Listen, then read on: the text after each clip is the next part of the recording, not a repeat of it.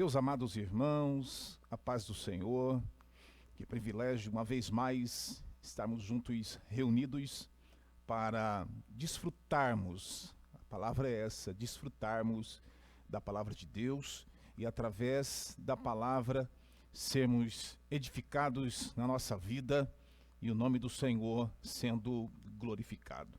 Eu quero orar por você que já está conectado para receber orientação, direcionamento de Deus, em nome do Senhor Jesus. Feche os teus olhos e oremos. Senhor Deus e Pai, nós te adoramos na beleza da tua santidade. Pai bendito, nós glorificamos ao Senhor por tudo que o Senhor tem proporcionado a nós, ó Senhor Deus, como filhos do Senhor, ó Pai amado, e alcançando, Senhor Deus, diante do Senhor graça para, ó Deus bendito, desfrutarmos, ó Pai amado, das verdades da Tua Palavra.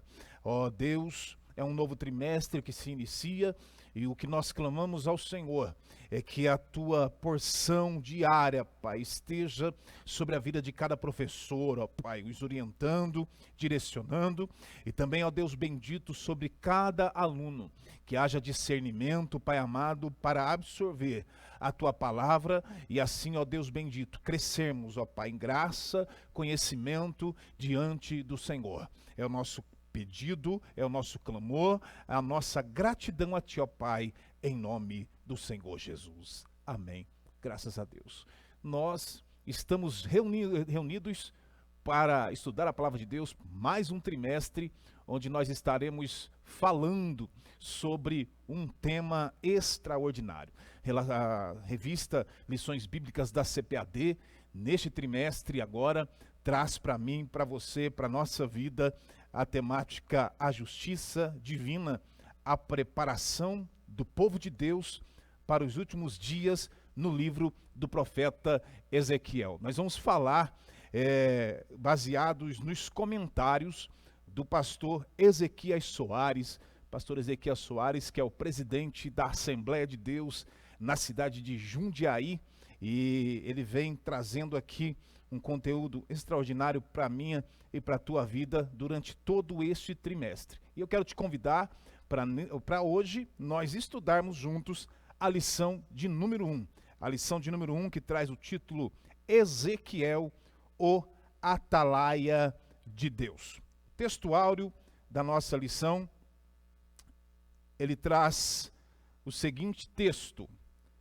Primeira carta de Paulo aos Coríntios, capítulo de número 9, versículo de número 16. Porque se anuncio o evangelho, não tenho de que me gloriar, pois me é imposta essa obrigação, e ai de mim, se não anunciar o evangelho. Nós vamos falar sobre a responsabilidade de nós, como povo de Deus, como igreja, bem no finalzinho dessa lição, e vamos tocar bastante nesta verdade do texto áureo.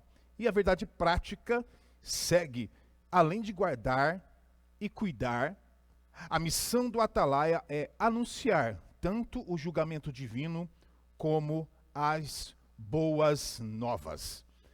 Além da leitura bíblica diária que você tem aí na tua revista da Lições Bíblicas da CPAD, nós temos também a leitura bíblica em classe, que está em Ezequiel, capítulo de número 3, versículos 16 a 21 e também versículo 27. Leiamos então.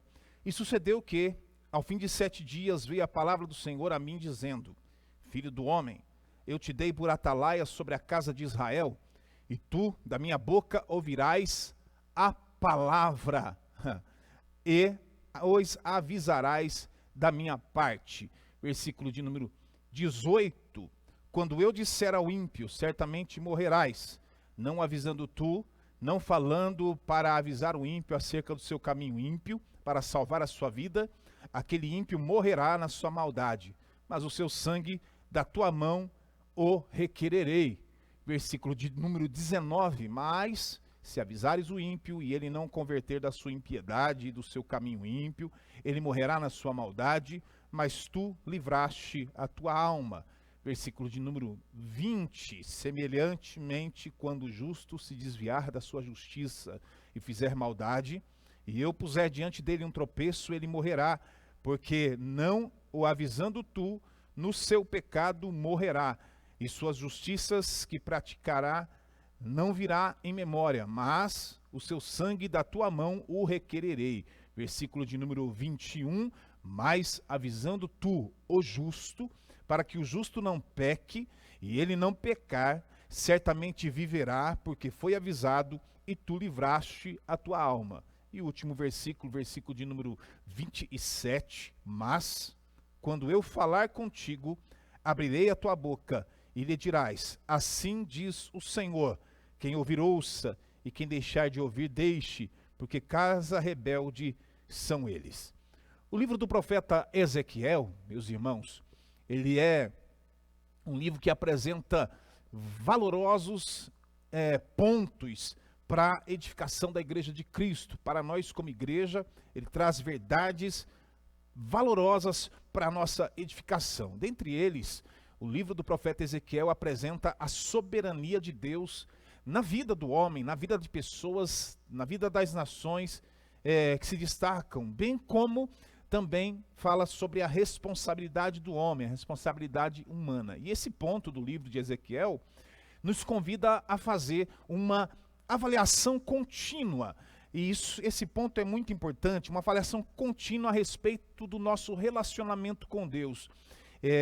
Porque como está o nosso relacionamento com Deus, não é? Por exemplo, se eu te perguntar se você está feliz com Deus, certamente você dirá, estou muito feliz e satisfeito com Deus. E a pergunta, nessa ação de relacionamento com Deus, tem uma pergunta também de lá para cá. E Deus está feliz com você? A questão desse relacionamento é uma via de mão dupla, não é? Então, para nos auxiliar no estudo do profeta Ezequiel, pastor Ezequias Soares, como bem coloquei aqui, presidente da Assembleia de Deus em Jundiaí, né, é também atual presidente da Sociedade Bíblica do Brasil, né, uma referência bíblica na nossa nação, e é presidente da Comissão de Apologética da nossa Convenção Geral da Assembleia de Deus. Pastor Ezequias Soares tem graduação em hebraico pela Universidade de São Paulo e também é mestre em Ciências da Religião pela Universidade Presbiteriana Mackenzie. Pastor Ezequias Soares é autor de inúmeras obras, mas dentre elas merece destaque o Manual de Apologética Cristã, Heresias e Modismos e também A Razão da Nossa Fé. Todas elas publicações da nossa CPAD, né, a Casa Publicadora das Assembleias de Deus. E dentro das propostas desse estudo, nós temos aí alguns objetivos. O primeiro deles, apresentar a estrutura do livro de Ezequiel. A segunda é identificar o profeta Ezequiel. Quem é Ezequiel? Né? De onde ele veio? Filho de quem? Não é? Nós teremos essas informações também no estudo desta lição. Em terceiro ponto, explicar a expressão atalaia. O que quer dizer a expressão atalaia? Quando você fala de atalaia, você lembra de militar, não é? De vigia, torre de vigia, talvez, não é? O que será um atalaia? Nós vamos estudar nessa manhã. Quarto lugar, conscientizar a respeito da responsabilidade individual a nós como igreja do Senhor, como igreja do nosso Deus. E aí nós traremos aí, ao final, a aplicação da nossa lição. Introdução. As 13 lições do presente trimestre foram selecionadas do livro do profeta Ezequiel. Por que é importante o estudo desse livro hoje? Na realidade, meus irmãos, nós precisamos, como servos de Deus, como servos de Cristo, estudar toda a Escritura. E esse apego à Escritura vai de Gênesis até Apocalipse. Todos os livros bíblicos, toda a palavra de Deus, toda a Bíblia, contém lições, e essas lições são lições de suma importância para nós. E conforme a afirmação do nosso mestre, né, a Bíblia nos apresenta a Cristo em todos os seus escritos. Em todos os seus escritos, Cristo está presente. E para esse trimestre, como nós já falamos, foi escolhido o livro do profeta Ezequiel, que não é um livro de fácil interpretação.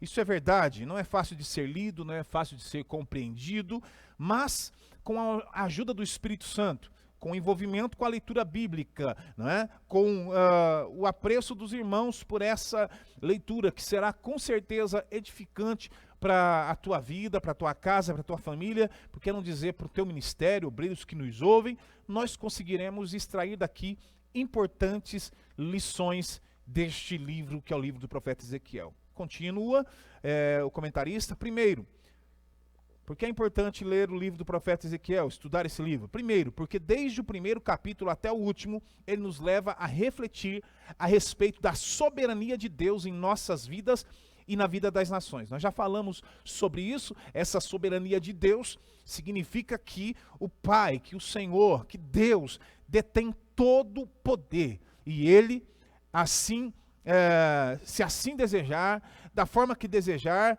Ele pode fazer aquilo que Ele quer. Ele pode fazer o que quiser, inclusive com aqueles que não lhe obedecem, inclusive com aqueles que não ouvem a tua palavra, como é o caso das nações sobre as quais Deus usou Ezequiel. Nós vamos ver isso durante o decorrer de todo esse trimestre, as nações que Deus usou Ezequiel para anunciar o juízo vindouro. Nós veremos a respeito durante todo o decorrer desse trimestre, porque quando nós olhamos para o sumário da lição, nós temos aqui hoje Ezequiel, profeta, o atalaia de Deus. Vem o fim, as abominações do templo, quando se vai a glória de Deus, contra os falsos profetas. Nós vamos ver a ação de vários pontos desse trimestre, falando sobre os falsos profetas, e uma lição específica sobre a justiça de Deus. A responsabilidade é individual, o bom pastor e os pastores infiéis. Gog e Magog, um dia de juízo, imperdível essa lição. A restauração nacional e espiritual de Israel. Vamos falar rapidamente sobre isso hoje, né? Nós teremos uma lição específica sobre. Lição de número 11, a visão do templo e o milênio. Imersos no Espírito nos últimos dias. E o Senhor está ali, a lição de número 13. Ou seja, nós vamos mergulhar aí num trimestre riquíssimo. Continuemos então, por que é importante estudar o livro do profeta Ezequiel? Em segundo ponto, diz o comentarista, porque o livro nos leva a uma avaliação contínua sobre o nosso relacionamento com Deus. O nosso relacionamento com Deus, meus irmãos, ele envolve responsabilidades de ambas as partes. Porém, nós podemos ter certeza de que a parte que cabe a Deus, ela será cumprida. Sem dúvida alguma, a parte que cabe ao Senhor, nosso Deus, será cumprida integralmente. Agora, resta-nos meditar se cada um de nós está cumprindo também a sua parte nesse relacionamento. E as perguntas que eu fiz no início, elas são feitas por um pastor muito conhecido no segmento evangélico, que é o pastor Luciano Subirá. Ele faz essas perguntas aí no início das ministrações que ele faz, em algumas delas pelo menos, ele acaba por fazer essas perguntas, que é exatamente a que eu fiz no início da ministração, que é a primeira delas, se nós estamos felizes com Deus. A resposta para essa pergunta, ela, sem dúvida, normalmente ela é afirmativa. Sim, eu estou feliz com Deus. Já a segunda é se Deus está feliz conosco. Essa é a pergunta que nós também devemos considerar. Deus está feliz conosco? E essa deve ser uma das nossas maiores preocupações, meus irmãos. Dentro desse relacionamento com Deus, é agradar ao Senhor e deixá-lo feliz, contente conosco. A presente lição trata da responsabilidade dos atalaias constituídos por Deus ontem e hoje. E aqui, então, o comentarista ele reforça o tema principal dessa lição, que é o chamado a ser atalaia de Deus. Por isso, a palavra-chave da nossa lição de hoje é atalaia, ok? E vamos então para o primeiro tópico da nossa lição de hoje. Nós vamos ter aí vários tópicos para estudarmos, né? A saber, a lição de hoje, a lição ela contém aí 4 tópicos muito bem colocados e nós com certeza seremos edificados. Tópico de número 1, sobre o livro do profeta Ezequiel. Como nós vamos falar sobre Ezequiel, sobre o teu livro, não é? Que não é um livro histórico, é um livro, basicamente um livro profético de fato. Nós precisamos entender, né, um pouco sobre o livro, o contexto dele, né, enfim, a divisão desse livro, e é isso que nós vamos falar nesse tópico. O livro de Ezequiel antecipa a tradição apocalíptica das Escrituras. e pode ser dividido em 3 partes. A primeira, do capítulo 1 até o capítulo de número 24, a segunda, do capítulo 25 ao 32, e a terceira, dos capítulos 33 até o capítulo de número 48. O livro do profeta Ezequiel vai inaugurar, não é, essa chamada tradição apocalíptica. Nós teremos aqui profecias apocalípticas, né, referentes ao futuro de Israel, futuro da igreja, e depois nós teremos também essa mensagem apocalíptica no livro de Daniel, e por fim o terceiro livro, que é o livro de Apocalipse, que também traz esse conteúdo apocalíptico. Então Champlin, ele corrobora, Champlin, um escritor muito conhecido pelos teólogos, muitos irmãos também, aí tem as suas literaturas, e ele corrobora com essa divisão que o comentarista faz, né, o pastor Ezequiel Soares faz, em 3 partes, né? E cada uma das partes a seguir aí nós vamos ver em detalhes, lembrando que essas divisões, segundo Champlin, elas são de ordem cronológica no que diz respeito às partes primeira e terceira. Você sabe, quando nós lemos os livros da Bíblia, né, não estão em ordem cronológica, né? Você espera que sim, quando você está fazendo uma leitura, você entende que está em ordem cronológica, mas nem todos eles, nem todos os capítulos, nem todos os livros estão em ordem cronológica. Mas há uma observação a ser feita aqui: a primeira parte e a terceira parte do livro do profeta Ezequiel são ordens cronológicas, ou seja, uma acontece subsequente à outra.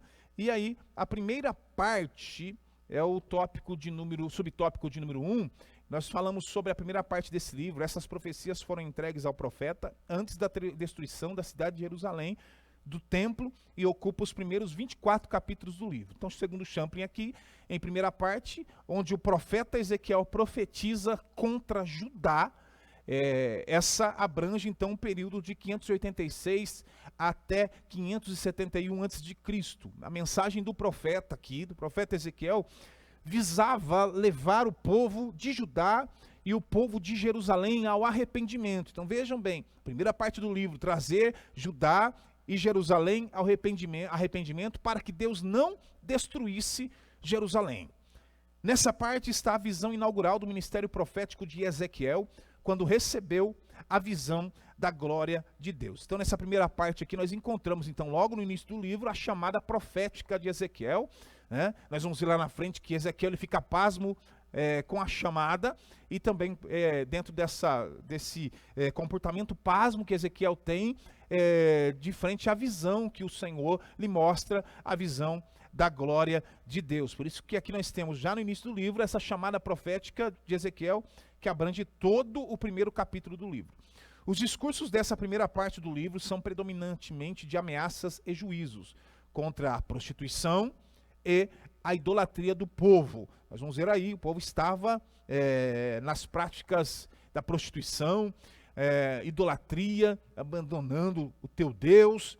E a mensagem traz também uma série de advertências aos falsos profetas, aos reis de Judá e aos sacerdotes. Profetas que entregavam mensagens a bel prazer. Sacerdotes que apresentavam sacrifícios que não eram agradáveis a Deus. Reis, príncipes que estavam com as suas mãos manchadas de sangue. E por isso que lá em Ezequiel, capítulo 22, versículo 30, o Senhor diz a Ezequiel, né? Se tivesse alguém na brecha pela nação para que eu não a destruísse.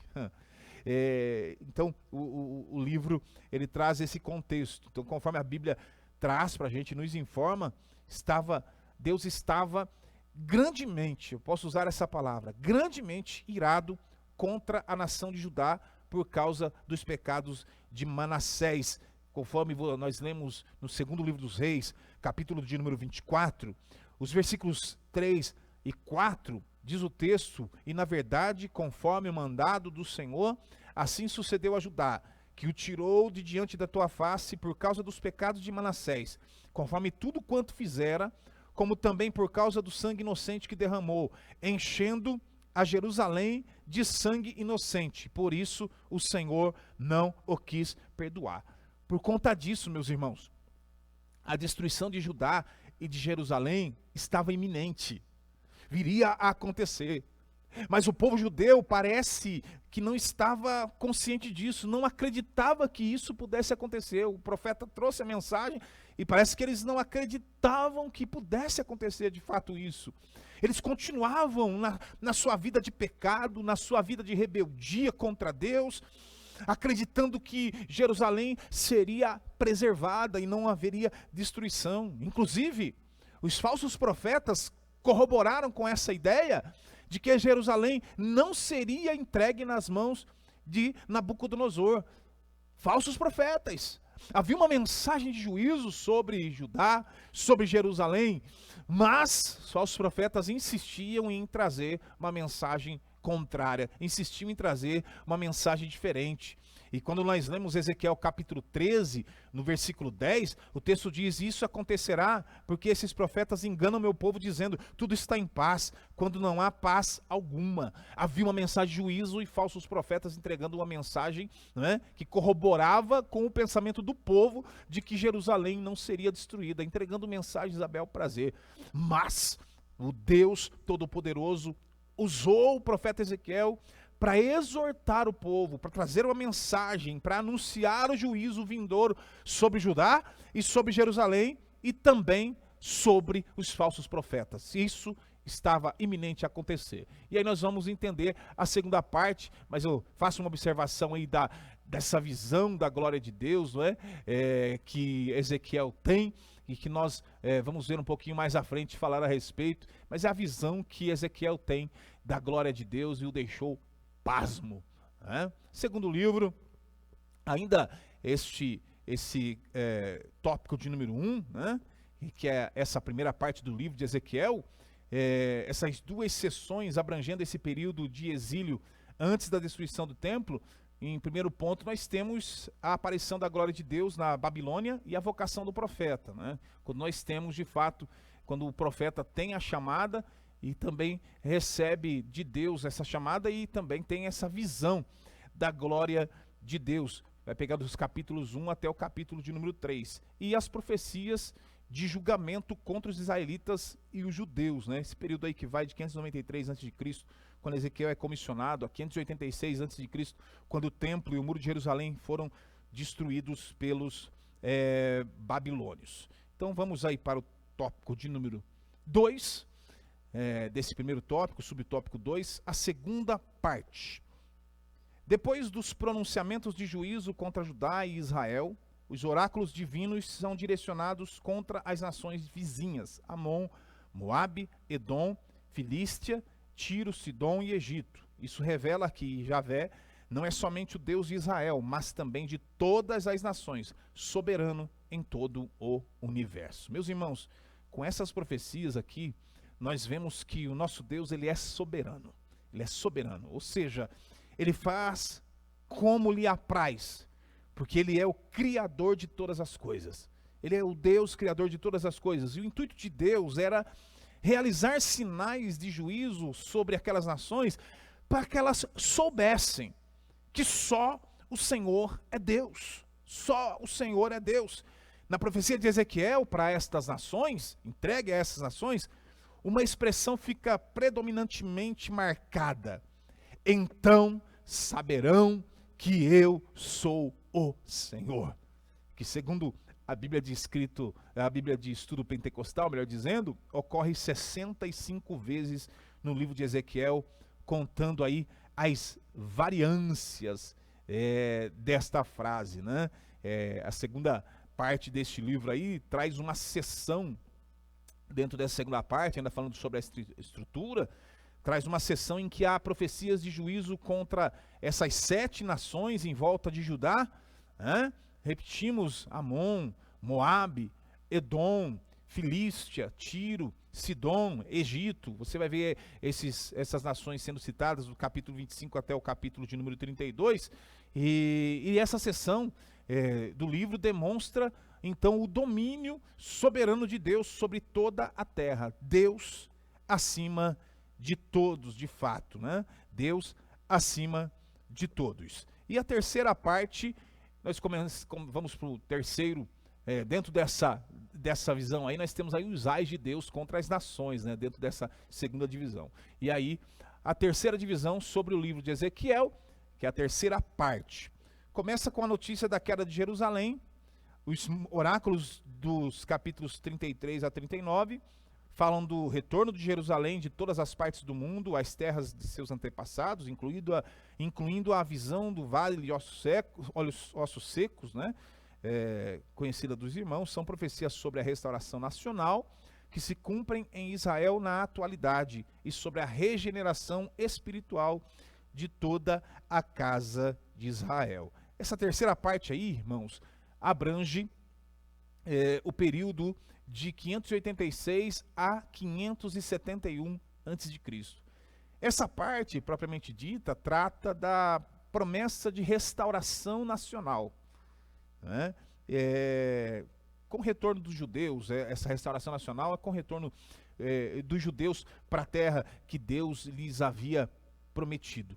A visão de ossos, do Vale de Ossos Secos, inclusive, do capítulo de número 37 do livro de Ezequiel, representa a restauração completa da nação de Israel, né? Israel como nação física. Nós temos duas partes da restauração de Israel, a restauração física e a restauração espiritual. Essa restauração física, que retrata-se aí no Vale de Ossos Secos, ocorreu em 1948, a restauração física de Israel.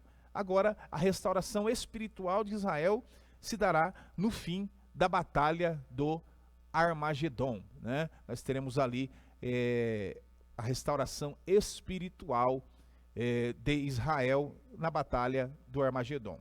Continuamos aqui as profecias do capítulo 38 e 39, falam da invasão e derrota de Gog e seu bando à Terra Santa. Segundo o dicionário de Champlin, essa batalha aí relatada em Ezequiel, capítulos 38 e capítulo 39, refere-se à união de várias nações para pelejarem contra Israel, encabeçada por Gog, o príncipe. O livro de Ezequiel termina com a visão do novo templo e da redenção para Israel e toda a humanidade como resposta à primeira visão. Então aqui nós temos uma profecia que ainda não teve o seu cumprimento, que refere-se à restauração completa de Israel, tanto política como espiritual, provavelmente que acontecerá aí no milênio, né? Nós temos aí, tem uma imagem, vai aparecer para você aí, que é uma figura, não é? Um retrato aí do Vale de Ossos Secos, aí apareceu para vocês aí, né? Quando Ezequiel recebe a notícia, a cidade de Jerusalém caiu, Ezequiel capítulo 33, versículo 21, a partir daí um novo foco aparece nas ministrações e visões de Ezequiel, e essa visão do Vale de Ossos Secos, ela se destaca aí, que esse Vale de Ossos Secos, você já leu todo o contexto, que se transforma, né? Se levanta, se transforma num exército poderoso, né? E dessa forma, nós fechamos essa terceira parte do livro, dividida em duas sessões aí com mensagens de esperança após a queda de Jerusalém. Então, o Senhor anuncia o juízo sobre Jerusalém, sobre Judá, o Senhor anuncia o juízo sobre as nações, e na terceira parte do livro nós temos aí mensagem de esperança após a queda de Jerusalém. Em primeiro ponto, consolo para Israel e promessa de restauração, capítulos 33 até o capítulo 39, e a visão gloriosa de um novo templo, dos capítulos 40 até o capítulo de número 48 do livro. E aí nós partimos para, nós temos aí a sinopse desse segundo tópico, né? Melhor dizendo, deste tópico que nós acabamos de estudar. O livro de Ezequiel pode ser dividido em três partes. A primeira parte, capítulo 1 ao 24, a segunda parte dos capítulos 25 ao 32 e a terceira parte dos capítulos 33 até o capítulo de número 48. E aí nós temos aí a conclusão desse tópico e vamos para o tópico de número 2, sobre o profeta. É importante nós falarmos sobre o profeta, e o comentarista traz exatamente dentro dessa contextualização desse tópico, que há poucas informações, né? Há poucas informações sobre o profeta, né? O profeta Ezequiel, e sobre a vida dele, né? E as poucas informações que nós temos estão nos relatos entrelaçados nas profecias registradas no livro. Ele não é mencionado nos outros livros do Antigo Testamento. Então, pela falta, né, de mais informações, não é possível nós termos um comentário de muitos detalhes a respeito da origem desse grande profeta de Deus, né? Somente aquilo que de fato a Bíblia nos informa, e isso para nós vale, meus irmãos, aquilo que a Bíblia traz de contextualização dentro dessa identidade do profeta, que é o primeiro subtópico desse tópico de número 2, identidade. Seu nome hebraico é Ezequiel, fortalecido por Deus, e não aparece nos relatos dos reis e das crônicas. O pouco que se sabe a respeito dele é o que lemos no livro que leva o seu nome. São alguns detalhes da vida pessoal. Entre esses detalhes, vale como uma informação bônus aí para os irmãos, né? Ele era casado, dentro das informações que nós temos aí dentro do texto bíblico, ele era casado e também tinha uma casa dentro do exílio, lá na Babilônia. Ele tinha uma casa, um domicílio ali. E esses fatos aparecem para ilustrar a situação exílica de seus compatriotas na Babilônia. Sim, exatamente. Ezequiel, ele foi usado por Deus como exemplo para aquele povo rebelde que estava no exílio. Inclusive, quando da morte da sua esposa, quando o Senhor diz para ele não chorar, exatamente passando uma mensagem para o povo, né, que eles não conseguiriam, não poderiam nem mesmo chorar pelos seus mortos. Ele viveu entre os exilados da Babilônia e iniciou seu ministério ali no cativeiro, quando completou 30 anos de idade, no 30º ano. Ezequiel começa o seu ministério, então, né, depois de 5 anos no exílio babilônico, né. Os 30 anos era a idade, de fato, que começaria a exercer o ministério profético, né. Não se cabe a data exata do fim do seu ministério, mas, com base nos dados cronológicos apresentados no livro, sabemos que o seu ofício durou cerca de 22 anos. Então, podemos afirmar aí que Ezequiel profetizou entre os anos 593 e 571 a.C., data essa baseada no livro de Ezequiel. Quando nós lemos capítulo 29, versículo 17, contabiliza-se ali aproximadamente 22 anos, né? Então, o nome Ezequiel, né, eu trouxe uma imagem aí também, né, nessa imagem aí nós vemos como o Senhor chamando, né, o chamado de Ezequiel, abra tua boca aí, falarei contigo, enfim, o nome Ezequiel significa Deus fortalece, ou fortalecido por Deus. O seu comissionamento divino, a tua chamada para ser profeta, veio no 30º ano. Nós vemos isso em Ezequiel capítulo 1, versículo de número 1. E muito certamente aí o seu 30º ano de vida, né? Os 30 anos era, como eu disse, era muito especial para os homens levitas, descendentes de Arão, né? Primeiro, para ser chamado, né, profeta, sacerdote, como sacerdote, eles tinham que ser da descendência de Arão, né?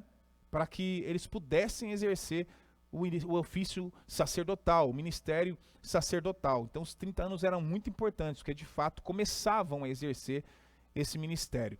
Nós podemos corroborar isso dentro da palavra de Deus, Números capítulo de número 4, versículo de número 3, e também no primeiro livro das Crônicas, capítulo de número 23, o versículo de número 3. Nós temos informações a este respeito. Tópico de número 2 desse tópico sobre o profeta é a procedência. Ezequiel era de Jerusalém, pertencia a uma família sacerdotal, filho de Buzi. Ele foi levado para a Babilônia na primeira leva de deportados em 597 a.C., quando o rei Nabucodonosor depôs Joaquim do trono de Jerusalém, levando-o para a Babilônia e pondo Zedequias, seu irmão, em seu lugar. Sobre Buzi, nós não temos muita informação, Buzi, o pai de Ezequiel, mas nós acreditamos, né, considerando o fato de que Ezequiel é separado para sacerdote, podemos considerar o fato, acreditar que Buzi também foi sacerdote. Em relação à sua deportação para a Babilônia, não há um consenso 100% entre os teólogos. Alguns consideram que houve que ocorreram 3 deportações de judeus para Babilônia. Já outros defendem que ocorreram apenas 2 dessas deportações. O comentarista, ele considera aqui que ocorreram 2 deportações. Já na Bíblia, de estudo pentecostal, nós temos a menção de 3 deportações, assim como no comentário de Champlin. Então, você não tem uma visão 100%, né, de quantas, se foram 2 ou se foram 3. Mas Daniel estava entre eles. Daniel também estava entre eles, né? Champlin, ele considerava 3 deportações e considera que Daniel foi deportado na primeira, Ezequiel foi deportado na segunda e na terceira Jerusalém foi destruída. Enquanto Ezequiel vivia entre os exilados e exercia seu ministério profético entre o povo, Daniel servia na corte de Nabucodonosor e Jeremias profetizava em Judá para o povo de Jerusalém. Esses 3 profetas foram contemporâneos, né? A saber, Daniel, Jeremias e Ezequiel. Jeremias, ele era mais velho que Ezequiel, e Daniel também era mais novo aí que Jeremias, né? Ainda segundo Champlin, vou citar bastante Champlin, que foi a minha base de estudo, minha base de pesquisa, né? Ezequiel e Daniel deveriam ter aproximadamente a mesma idade. Interessante isso, né? Mas olha só que interessante também que Deus, dentro do teu propósito, nós vamos entrar na responsabilidade daqui a pouquinho, dentro do teu propósito, Deus tem as tuas pessoas-chave, né, em cada ambiente pré-estabelecido. Enquanto Daniel profetizava, melhor dizendo, enquanto Ezequiel profetizava entre os exilados e exercia o ministério profético entre o povo, né, nós temos isso em Ezequiel capítulo 3, Daniel, ele profetizava na corte, ele exercia o teu ministério profético na corte. Lemos lá em Daniel capítulo 1, versículos 19 até o versículo de número 21. Já Jeremias profetizava em Judá para o povo de Jerusalém.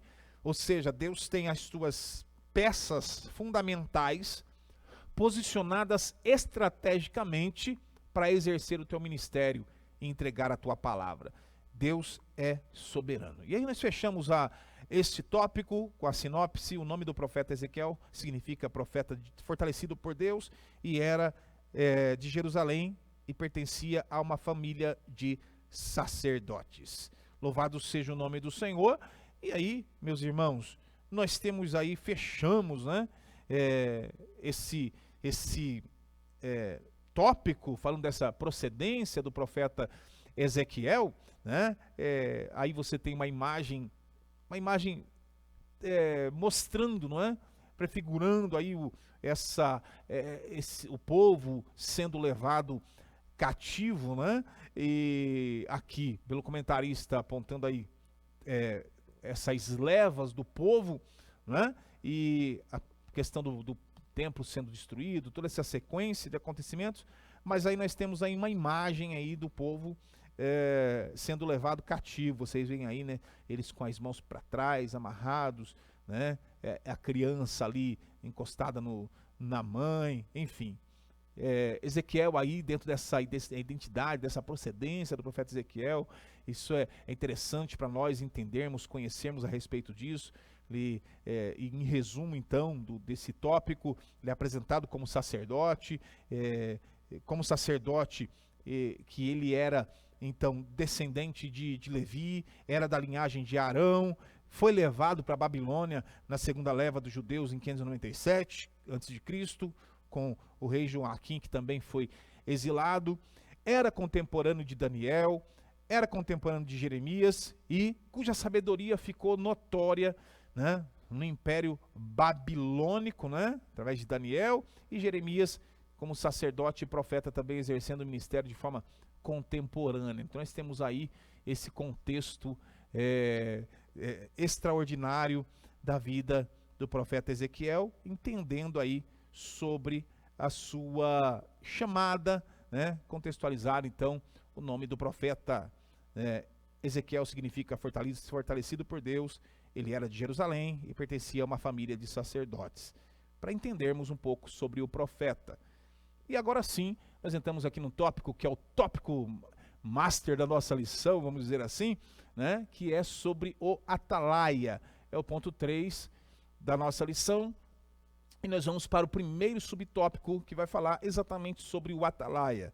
E se esta lição está sendo bênção na tua vida, quero te pedir, compartilhe este vídeo com mais alguns amigos nas suas redes sociais, né? Comente aqui embaixo, cada vez que você comenta também o texto, comenta aí com um texto aqui embaixo da lição, o YouTube apresenta como relevante e vai levar esse conteúdo para muito mais pessoas que pesquisam sobre o assunto. E se inscreva no canal AD Rio Claro e também siga nas redes sociais, Instagram, Facebook, e seja bênção na vida de alguém compartilhando esse conteúdo com outras pessoas. O atalaia é o primeiro subtópico do tópico de número 3. É uma palavra feminina de ordem árabe, atalat, lugar alto. A função do atalaia é descrita no segundo livro de Samuel, capítulo 18, versículos 24 e 27, e no segundo livro dos Reis, capítulo 9, versículos 17 a 20, e melhor ilustrada pela parábola de um militar posto em sentinela, como nós comentamos aí no início da lição, né? No capítulo 3 do livro de Ezequiel, Deus informa ao profeta que ele havia sido posto como atalaia sobre a casa de Israel. Mas o que vem a ser este atalaia? Segundo o comentarista pontuou aqui, é alguém que fica observando ao redor, uma visão de 360 graus, a partir de um lugar alto, colocado sobre este lugar, como uma sentinela. Ele tem ali a função de olhar ali em 360 graus, ter uma visão completa, e a função dele é avisar o povo sobre a aproximação de qualquer perigo, qualquer inimigo, uma ação ou qualquer ação que seja nociva à cidade, uma ação nociva ao povo. E o texto apontado pelo comentarista retrata perfeitamente sobre isso, que é Ezequiel capítulo 33, versículos de número 2 a 6, acompanhem na tua Bíblia. Filho do homem, fala aos filhos do teu povo e dize-lhes: quando eu fizer vir a espada sobre a terra, e o povo da terra tomar um homem dos seus termos, e constituir por seu atalaia, e vendo ele que a espada vem sobre a terra, tocar a trombeta e avisar o povo. Se aquele que ouvir o som da trombeta não se der a por avisado, e vier a espada e o tomar, o seu sangue será sobre a sua cabeça. Ele ouviu o som da trombeta e não se deu por avisado, o seu sangue será sobre ele. Mas o que se dá por avisado salvará a sua vida. Mas se quando o atalaia vir que vem a espada, não tocar a trombeta e não for avisado o povo, se a espada vier e levar uma vida dentre eles, este tal foi avisado na sua iniquidade, mas o seu sangue demandarei da mão do atalaia. Essas atividades são empregadas no Antigo Testamento aos profetas de maneira metafórica por causa da responsabilidade do sentinela militar e do profeta de avisar sobre o perigo. Grifo do nosso comentarista. Normalmente, pelo que vemos aí na chamada de Ezequiel como atalaia, no capítulo 3 do seu livro, essa pessoa ela deveria estar em contato com Deus e avisar ao povo a respeito do que Deus estaria decretando para o povo. Tremendo isso, né? O atalaia, espiritualmente falando, ele deveria estar então em estreita comunhão com Deus e ser, conforme o texto, fiel em transmitir ao povo a palavra de Deus conforme havia recebido. Então a palavra vinha e ele tinha que ser fiel em transmitir exatamente aquilo que ele recebia. Essa é a função do verdadeiro profeta. Essa é a função daquele que leva a palavra de Deus. É transmitir ao povo a palavra que ouviu da parte de Deus da forma que ela é. Se não vejamos, Ezequiel capítulo de número 33, versículo 7, o texto diz: a ti, pois, ó filho do homem, te constituí por atalaia sobre a casa de Israel. Tu, pois, ouvirás a palavra da minha boca e lhes anunciará da minha parte, com fidelidade. Posso apontar aqui, com fidelidade, né? Então, o atalaia ou o sentinela, né, é o vigia que observava de um ponto alto, ok? Ele via tudo o que acontecia. Tinha sobre ele a responsabilidade de comunicar os seus superiores, comunicar ao povo qualquer eventual perigo, qualquer ameaça que viesse a se aproximar. E essa metáfora, ela cabe para o profeta de Deus, conforme pontuou muito bem aqui o comentarista. Ela cabe exatamente para o profeta de Deus e para o crente de um modo geral. É transmitir de fato aquilo que Deus está falando, porque você tem muitos profetas aí surgindo nos nossos tempos, que abre a boca e fala, e você sente até uma autoridade. Assim diz o Senhor. Você pode falar, assim diz o Senhor, a responsabilidade é tua. Deus está falando, é de Deus essa palavra, transmita com fidelidade, é Deus que está falando. Profetas, você abre aí a internet e pesquisa sobre profetas e você vai ver uma inúmera quantidade e variedade de profetas aí, que trazem mensagens a bel prazer. E há, claro, não é uma unanimidade, mas há também aqueles que são fiéis à palavra que recebem da parte de Deus e a transmitem, sem receio, sem medo de errar, palavras proféticas de fato. Então, isso cabe a nós, como servos de Deus, transmitir a palavra com verdade. Prossigamos, meus irmãos, nós temos aí o tópico de número 2, aponte aí para mim, por favor, na tela, para que eu tenha um norte aqui. Nós temos aí o tópico de número 2 da nossa lição, que é o fim dos 7 dias, mas antes aí nós temos aí uma imagem do atalaia com a trombeta aí, soando a trombeta, avisando do perigo iminente, avisando das ameaças contra a cidade, contra o povo, Ele está aí, como atalaia, informando de fato do perigo. Nós, como profetas, como crentes, devemos anunciar, vamos falar dessa responsabilidade, anunciar com toda a veracidade e verdade e fidelidade as verdades do Evangelho, de forma exortativa, de forma de restauração, mas falar de fato as verdades do Evangelho. Ponto 2, o fim de 7 dias. O profeta se refere à primeira visão com a qual inaugura o seu ministério profético, que ocupa todo o capítulo de número 1, a visão da glória de Deus. E há uma mudança brusca no gênero literário apocalíptico nessa visão da carruagem para o estilo típico dos profetas. Veio a palavra do Senhor, ao introduzir o seu chamado para ser atalaia.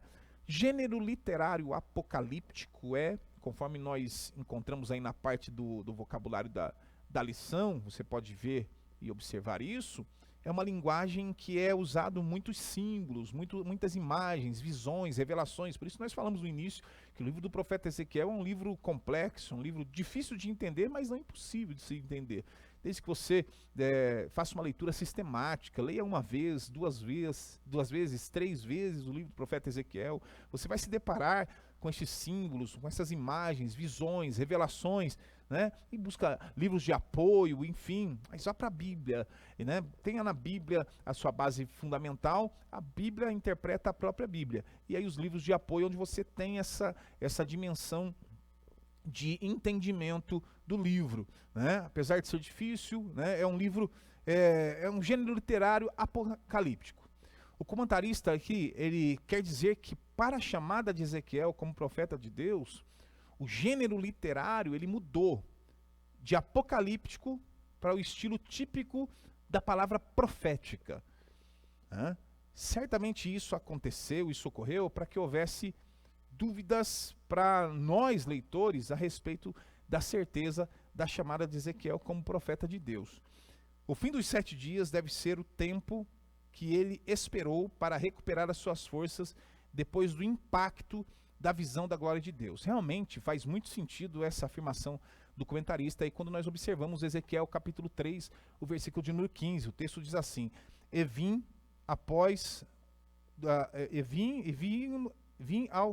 aos do cativeiro de Tel Abib, que moravam junto ao rio Quebar.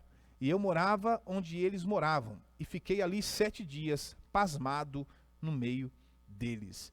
Ainda segundo Champlin, 7 dias era o tempo típico aí para lamentações profundas, né? Nós vemos isso em Jó, capítulo 2, versículo 13, e se assentaram juntamente com ele na terra 7 dias e 7 noites, e nenhum lhes dizia palavra alguma, porque viam que a dor era muito grande. Então, lamentos, né?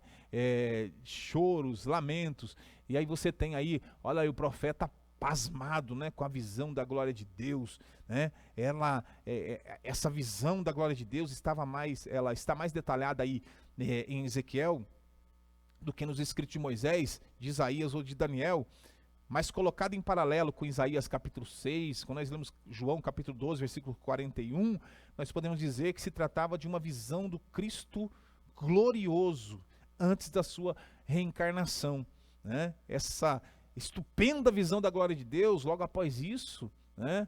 Essa estupenda visão que veio a Ezequiel numa teofania, né? Numa aparição do Senhor, numa visão da glória de Deus na Babilônia e junto ao rio Quebar, o profeta durante 7 dias, eu estou dizendo 7 dias, ele ficou pasmado, ele ficou atônito devido à visão que teve e o chamado que recebeu da parte de Deus. Assim como Daniel se impressionou. Daniel também ele teve esse mesmo sentimento e chegou até a se desfalecer diante das visões que teve. Achou caiu como morto aos pés do Senhor, né? Achou que ia morrer, né? Ezequiel de igual modo ficou pasmo diante da visão da glória de Deus que teve, da teofania que ele presenciou ali.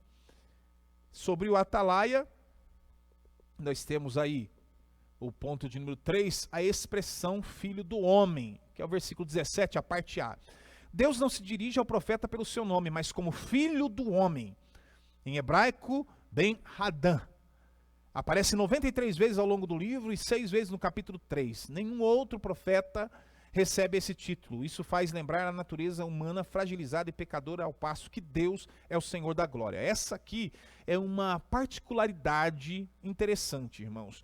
O significado dessa expressão é homem mortal, homem fraco, nascido de mulher, filho do homem. Esse termo, posteriormente, ele torna-se um título messiânico e passou a referir-se ao Messias, passou a referir-se ao Cristo, Messias, né? O nosso Senhor Jesus Cristo.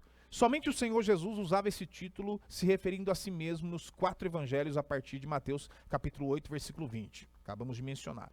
O título vem acompanhado de artigo, pois Jesus é o Filho de Deus e ao mesmo tempo o Filho do homem. Então Cristo não é um filho do homem. Olha o artigo que vem aí. Ele é o Filho do homem. Ele é o Messias prometido, conforme o comentarista pontuou aí.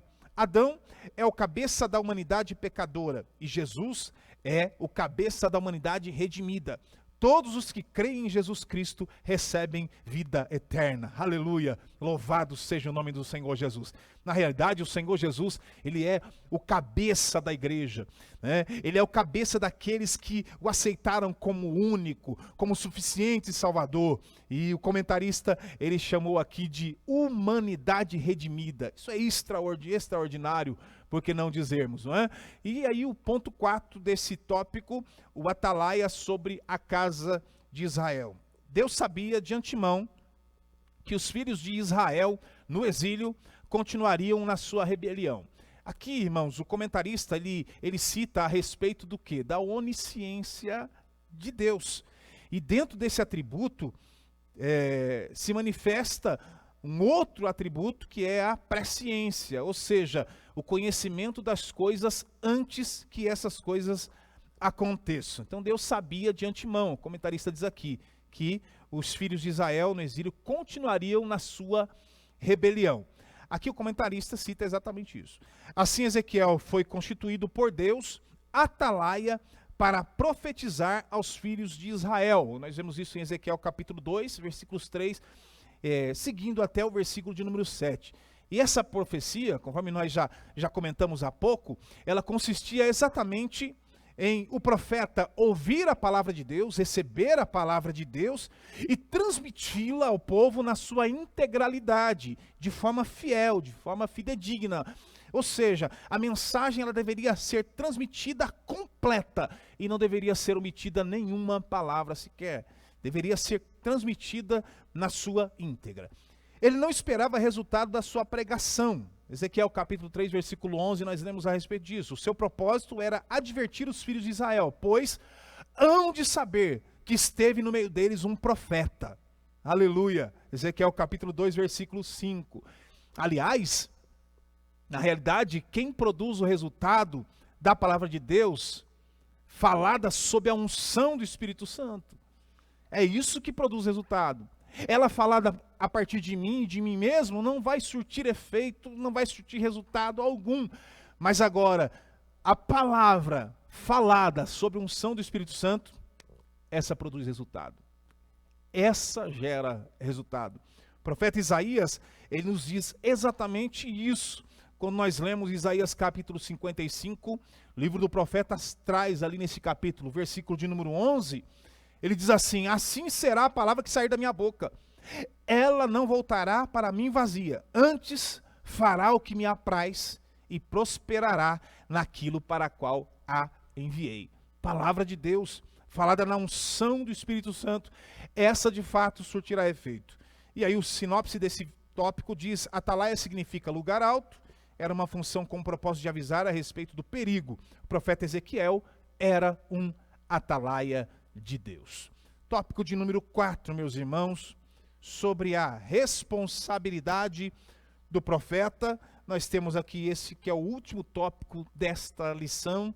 E mais uma vez, se tem sido bênção na tua vida, compartilhe esse conteúdo, siga a The Rio Claro nas redes sociais, YouTube, Instagram, Facebook, seja um canal de bênção para outras vidas. Sobre a responsabilidade do profeta como atalaia sobre Israel se assemelha à nossa como cristão. Na realidade, de mensageiro de boas novas de Cristo, seu discurso alcança justos e alcança injustos. Realmente, nós, como cristãos da nova aliança, nós temos a responsabilidade de falar do amor de Cristo e falar do amor de Cristo a toda a criatura. Quer ouçam ou quer deixem de ouvir. Quer ouçam ou quer deixem de ouvir, melhor dizendo. Mas a diferença entre nós e os profetas do Antigo Testamento é que nós temos que evangelizar tendo como motivação o amor de Deus derramado em nossos corações. Você tem o amor de Deus derramado em seus corações, em nossos corações, temos o amor de Deus. Precisamos evangelizar baseados nisso, mediante esse amor de Deus derramado em nossos corações.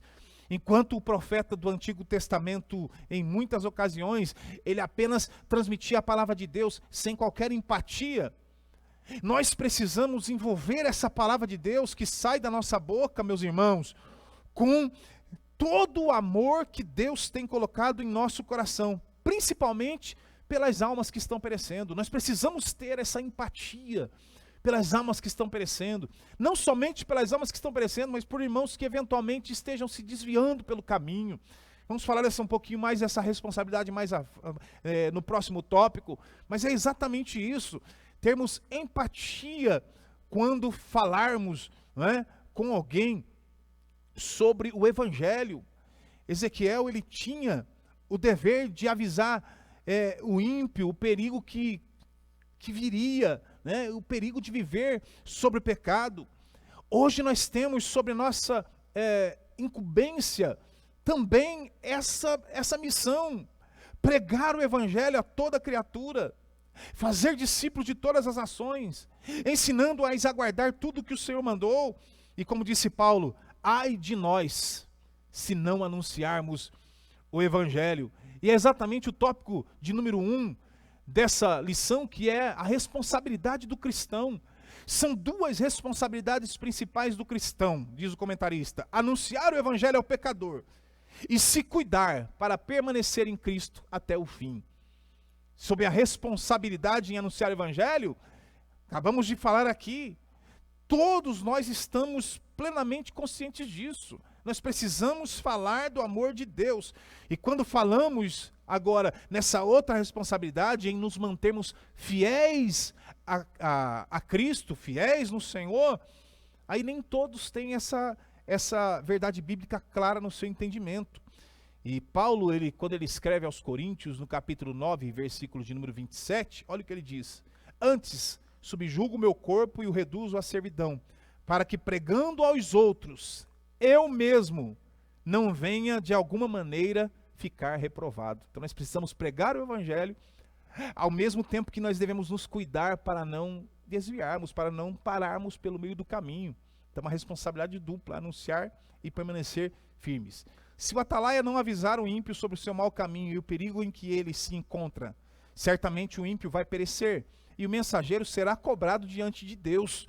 Falando aqui sobre o atalaia, e esse é um tema bastante delicado em se tratar nos dias de hoje, porque poucas pessoas têm a verdadeira noção do que significa alguém exercer a função de atalaia, principalmente na nova aliança. Se nós, como igreja, entenda isso, irmãos, olha a responsabilidade que há sobre nós. Se nós, como igreja, nos negarmos a pregar o evangelho para os perdidos, nós seremos reprovados na função de atalaias no reino de Deus. Pelo que está registrado na Bíblia, quando nós lemos a palavra de Deus, as Sagradas Escrituras, se o atalaia for negligente em anunciar a aproximação do perigo eminente, de uma ação nociva contra o povo, e alguma pessoa morrer em virtude desse perigo, o sangue dessa pessoa será requerido do atalaia. O que dizer então daqueles que se recusam a pregar o evangelho, irmãos? Olha a responsabilidade que há sobre cada um de nós, como servos de Deus, como cristãos, como seguidores do Senhor. Olha a responsabilidade. O que dizer dessas pessoas que se recusam a pregar o evangelho, trazer a palavra? Será que Deus não vai cobrar o sangue daquelas pessoas para quais aquele cristão deveria ter pregado, deveria ter falado nas oportunidades que teve e não falou, se negou de fato a falar sobre isso? Escreveu o apóstolo Paulo: ai de mim se não anunciar o evangelho, diz o comentarista aqui. E aqui, irmãos, nós temos que considerar essa afirmação de Paulo. Nós temos que considerar, não como algo imposto, mas sim como resultado do seu profundo relacionamento, resultado do meu profundo relacionamento com Cristo. Lembra das duas perguntas que nós fizemos no início? Você está feliz com Cristo? Oh, estou feliz com Cristo. E Deus está feliz com você? É a outra pergunta que nós precisamos considerar dentro desse relacionamento com Deus. É via dupla. Paulo sabia que havia sido chamado para desempenhar essa função ministerial de apóstolo e que a evangelização era uma das funções principais do ministério de Paulo. Ele deveria levar o evangelho do Senhor. E se ele negasse a pregar, ele estaria automaticamente rejeitando o ministério que ele havia recebido do Senhor e, portanto, perderia a comunhão com Deus. É tudo na via do relacionamento. Você deixa de fazer, você deixa de executar a função para a qual foi chamado, o ministério para o qual foi chamado, né? Deixa enterrado, né? Bem fundo, bem fundo, bem fundo. O Senhor requererá de ti, porque dentro dessa, você acaba perdendo essa comunhão com o Senhor, esse relacionamento acaba sendo, criando conflitos, né? Da parte de Deus, Deus está pronto a realizar 100% dele dentro desse relacionamento. Agora, da parte de nós, precisamos também nos apresentar como querendo entregar 100% de nós nesse relacionamento com Deus, e nisso está concluir ou executar, realizar a obra que o Senhor nos chamou, cada um de nós, jovem, adolescente, obreiros ou não, né? Os nossos irmãos, membros, né, da igreja, membros do corpo de Cristo, temos sobre nós uma responsabilidade. Ai de mim se não anunciar o evangelho. Essa mensagem não é apenas para o pastor, para o evangelista, para o presbítero, não, é para a igreja. O Senhor nos chamou para anunciar as suas boas novas, para falar do seu amor. Também é dever do justo preservar até o fim, porque se ele ceder, a sua justiça não será levada em conta, conforme ensina o Novo Testamento, né? Mateus, João, segundo a Epístola de Pedro, algumas referências ali. Essa questão aqui é importante de ser levada em consideração também, porque a salvação ela precisa ser preservada a todo momento. Uma vez salvo, salvo para sempre? Não. É um contínuo, lembra no início da lição? É um contínuo, uma avaliação contínua desse relacionamento. É uma avaliação contínua desse relacionamento com Deus, né? Todo instante, todo momento, nós precisamos estar preservando, perseverando, melhor dizendo, na nossa fé, preservando na obediência ao Senhor, porque se pararmos na jornada, a nossa justiça anterior não vai nos ajudar naquele momento. Nós devemos preservar essa obediência, perseverar na fé diante de Deus, né? Nós precisamos ter essa noção de responsabilidade. E Ezequiel destaca muito bem isso no teu livro, né? Que cada um é responsável pelos seus pecados. Sim, Ezequiel capítulo 18, versículo 20. E se o pregador tem o dever de pregar e acaba não pregando, nós precisamos ter consciência dessa responsabilidade. Embora misericordioso, o Senhor não tem ao culpado por inocente. O Senhor não tem ao culpado por inocente. Leia Naum capítulo 1, versículo de número 3. Essa verdade está bem expressa ali. Vamos lá para o tópico de número 2, a responsabilidade. Nós vimos a responsabilidade do cristão, mas o ímpio também tem responsabilidade. Quando anunciamos o evangelho e o pecador rejeita a salvação em Cristo, tal rejeição vai testificar contra ele mesmo naquele dia. Exatamente, nós já falamos isso, a palavra de Deus, ela sempre faz o que apraz a Deus. A palavra de Deus vai cumprir o teu objetivo, que apraz ao Senhor. Para algumas pessoas, o evangelho, ele representa apenas a confirmação da condenação. Porque essas pessoas, elas ouvem as boas novas de salvação, ouvem o evangelho e rejeitam. Então é apenas essa confirmação de condenação. Deus disse a Ezequiel, quem ouvir, ouça. E quem deixar de ouvir, deixe. Lembrando aqui que no caso, nesse caso aqui, nós precisamos depositar a nossa pregação, além do poder de Deus, através da ação do Espírito Santo, todo o amor que Deus tem derramado no nosso coração. Levando a palavra dessa maneira, nós veremos aí o efeito sendo causado na palavra de Deus. A expressão usada pelo Senhor Jesus, quem tem ouvidos para ouvir, ouça, em passagens paralelas, em Apocalipse, é uma fraseologia similar que vem de Ezequiel. Isso significa que Deus é a fonte da profecia de Ezequiel e do evangelho que nós pregamos. O profeta do Antigo Testamento, ele ouvia a palavra de Deus e transmitia ao povo. Recebia a palavra de Deus, transmitia ao povo. De fato, era essa a função do profeta, né? Diferente do sacerdote, que ouvia do povo, falava com Deus. O profeta, ele recebia de Deus, transmitia ao povo. Nós, cristãos da Nova Aliança, nós como igreja do Senhor, nós recebemos a mensagem do Espírito Santo e transmitimos ao povo. Então, movidos pelo Espírito Santo, transmitimos então esta palavra ao povo. Então é a responsabilidade do ímpio receber, né, a palavra, né, e aí dentro da do nosso livre-arbítrio, decidirmos por seguir ao Senhor, ouvir a tua palavra, nos arrependermos, convertermos, fazermos uma ação de conversão do nosso caminho, retomarmos a nossa jornada, mas agora caminhando com Deus, ou negar essa palavra. Então há essa responsabilidade pesada também sobre o ímpio.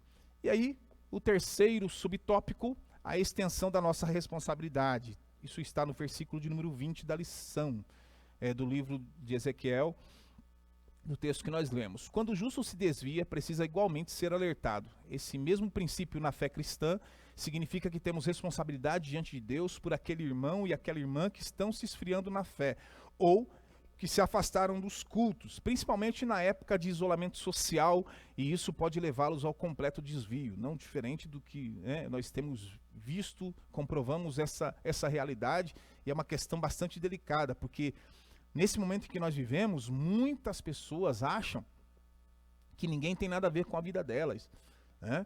E de fato estão isoladas do convívio social, isoladas do convívio da igreja, enfim, né? E que ninguém tem o direito de falar nada. sobre o que elas estão fazendo ou como estão vivendo. Mas que fique claro, meus irmãos, que o amor cristão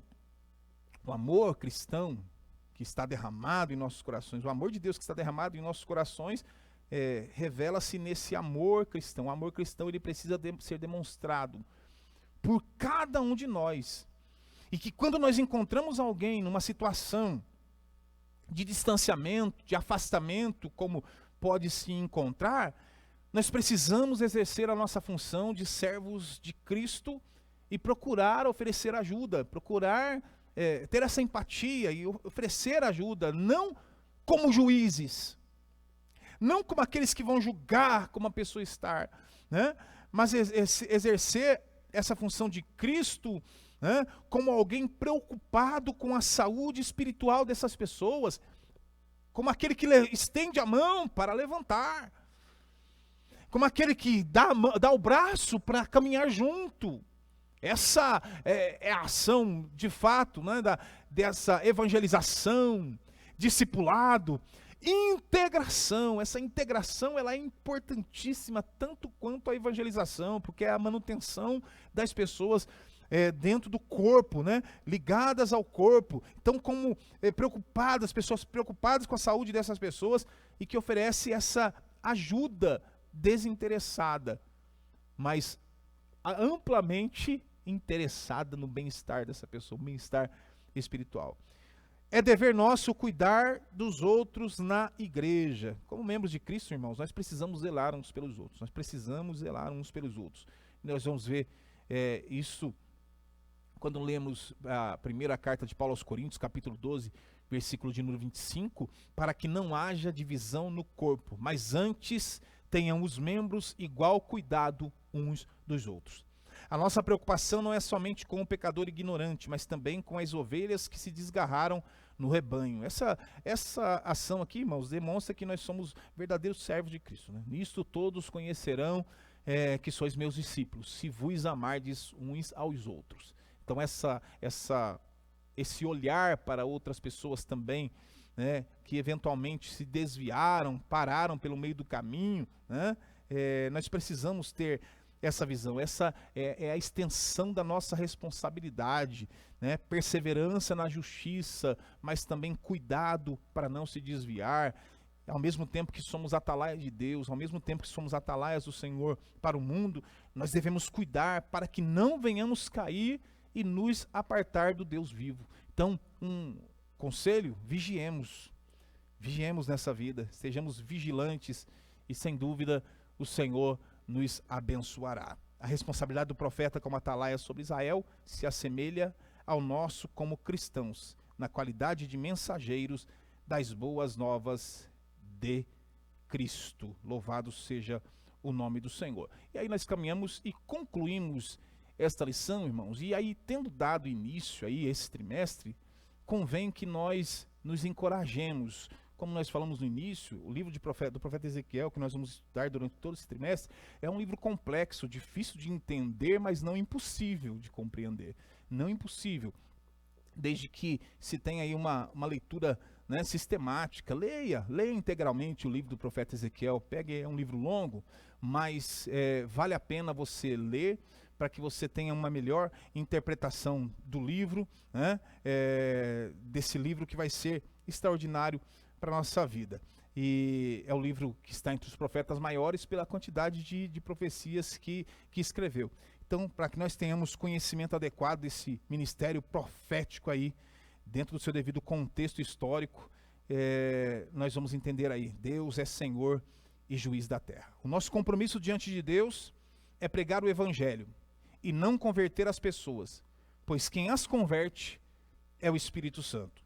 O Senhor mandou-nos pregar a palavra, como Deus falou ao profeta, que ouçam, quer ouçam, quer deixem de ouvir, continue anunciando a mensagem. É o que devemos fazer em oração, guiados pelo Espírito Santo. Deus é Senhor e juiz de toda a terra. Nós concluímos essa lição, meus irmãos, e quero deixar um convite para você. Logo mais às 18h30, nós estaremos reunidos aqui no templo sede da Assembleia de Deus de Rio Claro, Ministério do Belém, Rua 11A, número 242, na Vila Alemã, a partir das 18h30. O culto será transmitido também online, mas que alegria nós teremos em poder recebê-lo, nosso pastor presidente, pastor Cisaque Valadares.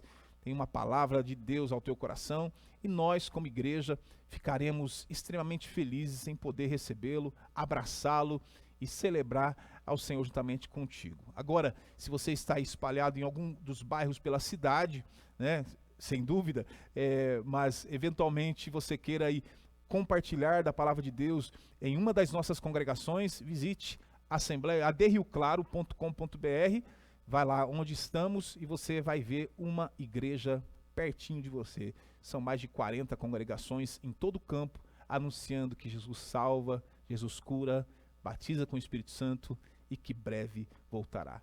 Eu quero orar por você. Senhor Deus e Pai, nós te louvamos por teu amor tão grande, por tua graça abundante. Glorificamos ao Senhor pelo privilégio da salvação. Ó Pai, pelo presente glorioso que é o batismo com o Espírito Santo.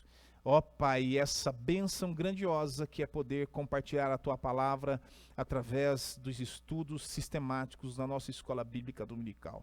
Bendito Deus, dá-nos um domingo de paz. Ó Senhor, dai-nos uma eleição abençoada. Que o nome do Senhor seja glorificado, Senhor Deus, em nossa nação, em nosso país, ó Senhor Deus. Pai bendito, o Senhor é o Deus soberano e tudo está no controle das tuas mãos, Pai. Bendito Deus, nós clamamos ao Senhor a tua bênção e paz sobre o nosso país, sobre a nossa casa, sobre a nossa cidade, Pai, em nome de Jesus. Deus te abençoe, em nome do Senhor Jesus, um excelente domingo debaixo da graça do Senhor.